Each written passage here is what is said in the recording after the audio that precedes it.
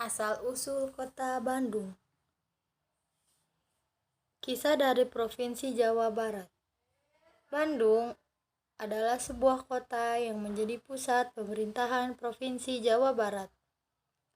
Kota ini dikenal dengan suasananya yang sejuk serta keindahannya sehingga mendapatkan julukan Paris Van Java atau Kota Paris dan Jawa.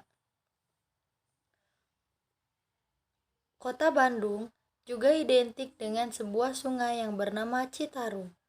Berawal dari Sungai Citarum, inilah Bandung memiliki kisah asal-usulnya. Pada suatu waktu yang lampau, tersebutlah seorang patih yang bernama Penipu Wisesa. Embuh Wisesa memiliki seorang putri nang jelita yang bernama Sekar. Selain itu, seorang putri Empu Wisesa memiliki dua orang murid yang bernama Wira dan Jaka. Belasan tahun sebelumnya, ketika Empu Wisesa masih muda, Gunung Tangkuban Perahu meletus. Lahar Gunung Tangkuban Perahu menerjang desa-desa di sekitarnya sehingga menimbulkan korban jiwa yang tidak sedikit. Ketika mendatangi sebuah desa yang baru saja diterjang lahar, Empu Esa menemukan dua bayi yang ditinggal mati orang tuanya.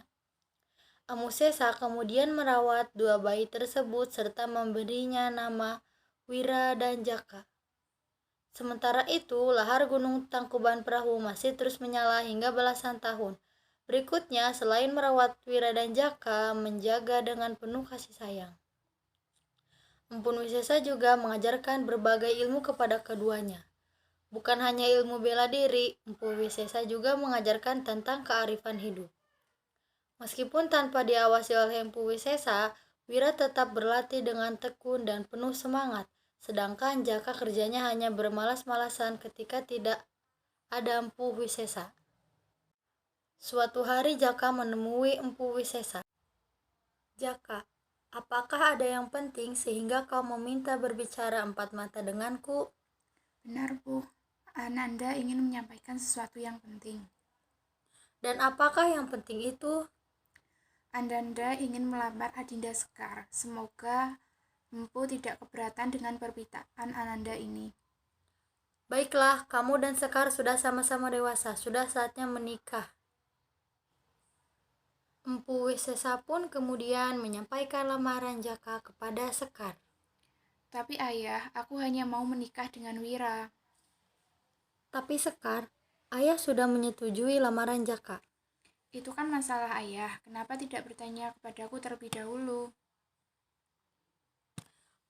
Mendengar jawaban putrinya, Empu Wisesa pun pergi keluar rumah berjalan-jalan sambil memikirkan jalan keluar.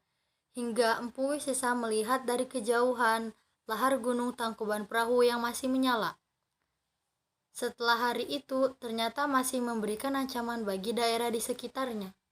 Lahar Gunung Tangkuban Perahu yang menyala-nyala itu sepertinya memberikan jalan keluar bagi Empu Wisesa. Esok harinya, Empu Wisesa memanggil Wira dan Jaka.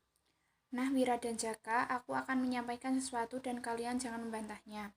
Lihatlah Gunung Tangkuban Perahu itu. Siapa yang mau memadamkan api itu, maka akan kunikahkan dengan Sekar.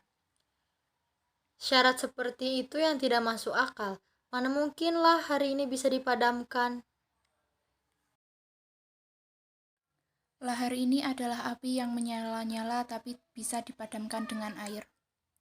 Wira kemudian mencari sumber air dalam jumlah besar, hingga akhirnya dia melihat Sungai Citarum. Sedangkan lahar Tangkuban Perahu berada di sebuah cekungan. Wira meruntuhkan bukit di Sungai Citarum. Runtuhan tersebut membendung aliran Sungai Citarum. Air yang meluap itu kemudian mengalir ke lahar panas yang menyala-nyala. Air Sungai Citarum pun segera meluap dan masuk ke cekungan tempat lahar Gunung Tangkuban Perahu. Cekungan lahar panas yang menyala tersebut kini berubah menjadi danau yang sangat luas. Danau itu kemudian disebut dengan Danau Bendung, karena berasal dari Sungai Citarum yang dibendung. Sesuai dengan janjinya, Tengku Wisesa menikahkan Wira dengan Sekar. Perhelatan pernikahan digelar meriah dengan mengundang para penduduk di sekitarnya.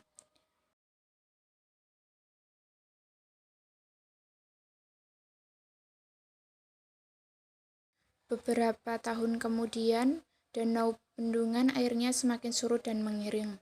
Bekas danau luas yang mengering itu berubah menjadi lahan yang subur. Wira dan Sekar pun pindah ke lahan subur tersebut. Mereka membuat ladang dan sawah dengan hasil yang melimpah. Bukan hanya Wira dan Sekar yang pindah ke lahan tersebut, banyak warga lainnya yang berdatangan. Mereka bercocok tanam dan menghasilkan hasil yang melimpah.